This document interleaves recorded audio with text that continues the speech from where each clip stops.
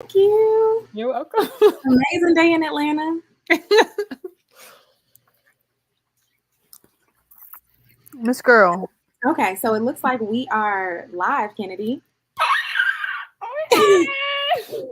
So I'm excited to be interviewing you today. My name is Precious Price. I am a part of the Weekender team as a part of the Weekender Festival that is happening August 9th and 10th out in Harrisburg, Pennsylvania. And we're super excited because Kennedy is actually going to be one of the artists that are performing during the showcase.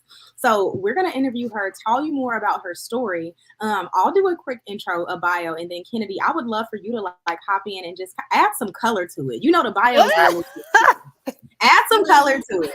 So let me hop in real quick with a short blurb, and then I want you to really get into like, okay, the upbringing of it all. Okay, so got Kennedy it. Ryon is an emerging soul and R&B musician known for her powerful vocals and compelling storytelling.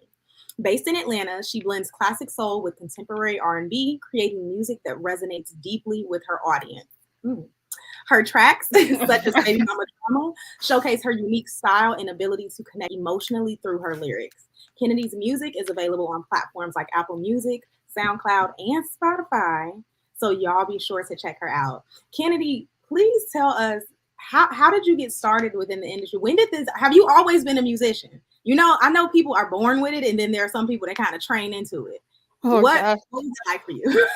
Okay, first off, we're like 5 minutes into this and my cheeks hurt. So if I like smile like continuously, I'm sorry. I kind of smile too much or like laugh and I'm nervous. But okay, here we go. No worries. So I always joke and say that I've always like been musically inclined since I was like fresh out the cooch. Like just I didn't come out screaming, I came out singing. Like I'd say my like earliest memory of really discovering that I could sing or enjoyed singing was probably in like kindergarten. And that was probably at a time when I was like really like kindergarten, like first grade, was like really obsessed with like Destiny's Child. But no one really like knows. I always tell people, I mean, no one knows I started out dancing and fell in love with dance before I fell in love with singing. And then when I realized like dancing and like going to dance classes wasn't an option anymore, I was like, well, I guess it's time to start getting these vocals together. But yeah, I've been singing since like a very young age. I've just always really enjoyed music and like gravitated towards it. Amazing. And if you hear crunching, that's my dog playing with her bones. She's just like self-soothing. So sorry. No worries, no worries. So can you share, like, we know how you first got in, right? But what did the journey look like? Because I'm sure like in our audience as well, we have other artists, up and coming artists as well, people who may have hit, may have not hit, whatever it is. Like, what did that look like? What was the moment where things really started to shift from like, okay, this is like a passion of mine, it's something that I love to do, and it turned into, okay, I can really do this for a living? Oh, that's hilarious because I guess these are things that you like I think about, but I don't like think about them like too often. So when they're asked, I'm like, oh shit. I'd say like the turning point was really in I'm only like 2.5 years into this, or like I'd say the turning point was in like 2021. I was working a medical job in Atlanta, and I only had like four or five posts on my Instagram, and I was like, all right, I'm just gonna like go for it. Like I'm not gonna be scared anymore. And I put up like maybe like 2 videos of me singing, and then I was literally in my uniform at work singing in the bathroom, and I had like a someone reached out to me in LA, and he was like, man, you're really dope. Like, you're great. Your voice is like incredible. I've never heard anything like it. I would love to like fly you out. So I was like, okay. So, yeah, we put that together. I flew out to LA. I think that was literally like my first time going to LA too. It was a great experience. I got to meet other artists, work with someone in the industry who's like very well known, extremely talented. But just the deal was not, it in my spirit, in my gut, my intuition was telling me like, uh this moment isn't necessarily like your go all in moment. Like this isn't where you like sign a deal and you're just like wheezy out of here. This is really just like, for me, it felt like confirmation that, Mhm. okay, medical is not what you're supposed to be doing full time and you really need to start easing into music. But I feel like that was a moment where I was like, I really should start pursuing music full time. Was kind of like getting noticed here and there, and was still new into like confidence. I still am like finding my confidence. I definitely say I'm at a better place than I was 2 years ago. Okay. But I feel like that experience really propelled me to be like, you have something here. It's special, and you shouldn't just be like basically like making other people rich and like helping their business. Like this is your purpose. You only get like one life, so I think you should just give it a shot. I love that. And we're definitely going to get into the piece around how like everything around you is unique, right? Like the style in which you do it, your vocals are unique. But I Hey, think even your approach to mm, how you've gone about your position within the music and entertainment industry, mm-hmm. super, super unique. Because again, you are Thanks. not so many people would jump on a deal. They are just waiting for the deal to come across their desk. But Mm-hmm. it's like your patience with the process, honestly, I feel like is what I commend. Like you are using Thank this you. not just as like something fun, but it's a learning opportunity for you. It's a Yeah. way for you to evolve into the best version of yourself too. So I love that. Thank So you. speaking of your unique style, your unique vocals, can you tell me like what are some of your biggest musical influences and how have they kind of shaped your sound and your style? I know you mentioned Destiny's Child was like that's what you was listening to. What else? I'd be so ready for this question. So I am obsessed with Amy Winehouse and Bob Marley. I wish I could turn this laptop around because there's literally like a tapestry of like a blanket of Bob Marley like in front of me. But those were Bob Marley, especially when I was young. Bob Marley was the first artist to be introduced to me. And that was like, you could listen to like other artists' music. Like I was like completely obsessed with Gavin DeGraw. Like at one point, me and Gavin was like, we were married in my head. Okay. And I listened to a lot of like Pink and like Sarah Bareilles and Beyonce, Destiny's Child. But there was just something about Bob Marley and Amy where their music just gave like a different feeling. Like you listen to it, but you're like you're listening to a story, you're listening to emotion and you're feeling emotions. Mm, The words aren't just like, it's not like they just was in the studio or wherever they were like, oh, this is fire. It was like well thought about, and intentional. And just the feeling that I got from listening and still get from listening to their music as opposed to like maybe other artists' music, it's just different. Like I can't really like put a word to it exactly other than it's different and I never like felt it before. And I mhm. feel like coming up on their music and like really sitting with it and studying them as artists, studying their music, um, is really like a big reason why I guess my music is the way it is because I look up to them like more than anybody else, honestly. Yeah. I okay. Again, love that. Because I think the piece, like what came to mind when you were just describing the difference of the music is the fact that even when I listen to the songs that you have, it is meticulously crafted to make you feel something, Mm, to make you feel good, to make you feel whatever you are feeling inside of yourself. You know, like mhm, it brings you inward. And I can mhm. definitely resonate with that. And I think that that's like the important piece. And I don't want to make a huge claim that we're losing it in music, but Ah! it needs to be more prevalent.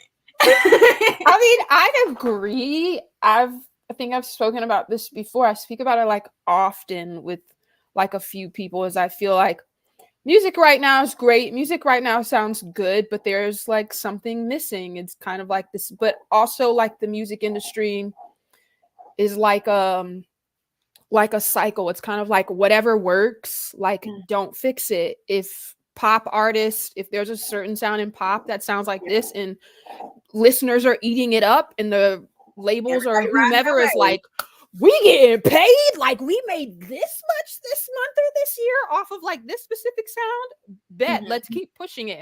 And I'm like, I kind of want to change music for the better, not to have like, that's like, I say that like humbly. I only say that as like, that's what I feel like I need and what I want more of in music. So it's like, why not just do just that? It's really just a feeling.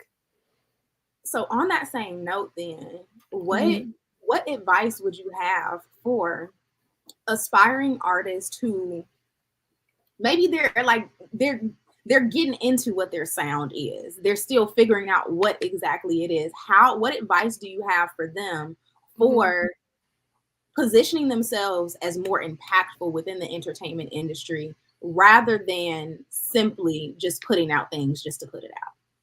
That's a great question. I actually just had this conversation like a few days ago with two other artists who had asked me this question, and I had told them, like, if you're just now trying to figure out your sound and you're still like new in it and you don't know if you want to do like hip hop, R&B, folk, country, like I was just saying, like, don't go into sessions, whether with other people or with yourself, with the expectation of, I'm going to make something country today. Just like go into the session with like a feeling, just like lean into that sound.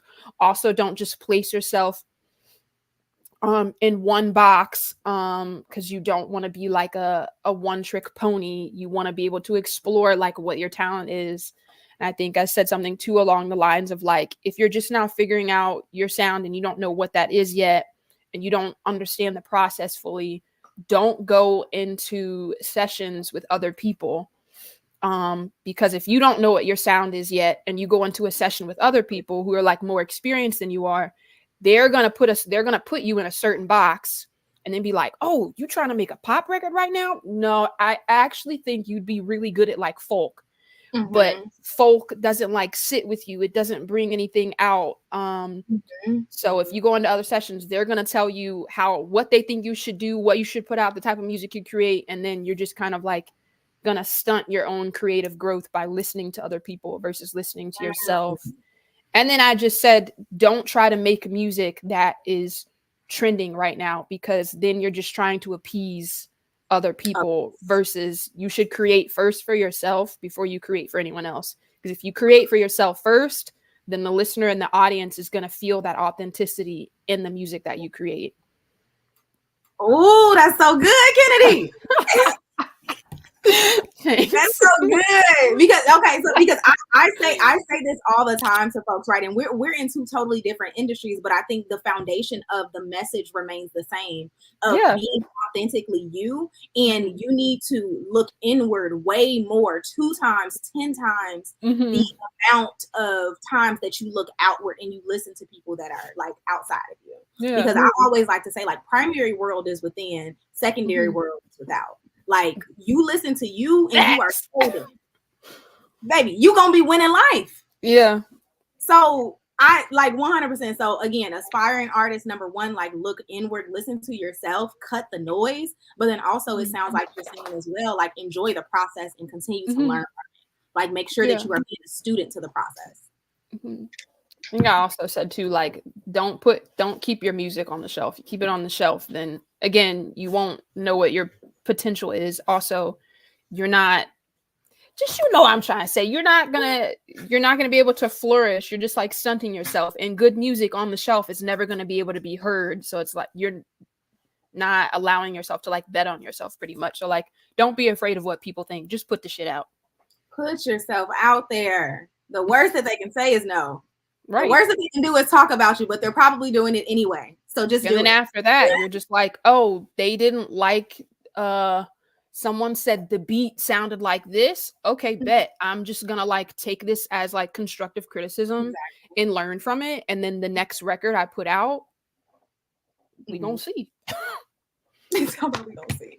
Yeah, I like it. I love the approach though. So I Same. mean, we're super excited to be welcoming your spirit to the Weekender Festival. It's Thank going you. to be Me a too. phenomenal experience. I know you didn't have a chance to kind of tap into, I don't know, maybe you did, but to tap into last year's showcase and conference. But it was really a time, and Yeah. this year is only going to be bigger and better. So we're super excited for that. One last question I have, I guess, like where do you see like yourself and your music going in the next 3 years? What is it? Oh, the next And 3 years. I want to be clear, right? I want to be clear. I'm not asking you. I'm not asking you for goals. I'm not asking like, okay, what's the goal you want to hit? You want a Grammy? Da da da. No, I want to know. I like to tell people or talk about lifestyle design. How do you want your life as an artist, as a musician, to look, to be like your day to day 3 years from now? Dang. I know the answer to this question. I feel like though I'm not gonna like jump into that. I feel like this is a really good question only because whenever I do think about what I want my music career to look like 3 years down the line, 5 years down the line, what have you, I always think like uh accolades in the sense of like you said, like Grammys. Um, but if I were to put that to the wayside, I would say I really would like to be very much mainstream, platinum, gold, plaques, diamond. Yes. Um, but really I just see my career as just like humbly speaking, changing the course of music in a positive way to where it's like I feel like I can create like a maybe like a different genre of music or just I don't know, I'm gonna keep it a buck. I haven't thought about it in this type of way. I only ever think about it in the sense of Grammys and stadiums. Mm-hmm. Damn, that's a really good question. I I get, I like get it. I really get need it. to do homework on that. And I want you to do the homework. Don't jump into the answer. Do the homework. I love asking this question to anybody that I'm talking to because from a very young age, we're taught like smart goals, smart goals. You got to make these Mhm. goals, but you have these big goals, and sometimes we're creating these goals, and they might not necessarily align with us, but we don't even know it. But when you Right. take it from an approach of what is the lifestyle design that I'm wanting, it's more so from a fulfillment approach rather than a goal piece. Like, Hold how am I on. going to be fulfilled with this life and with everything that I'm doing and on this journey? So please take it. Maybe I can ask you again at the festival, and you I probably got gonna it though. I got it though. I got it though. All okay, right, okay, hold okay, on. okay, Generational wealth. okay. Yeah.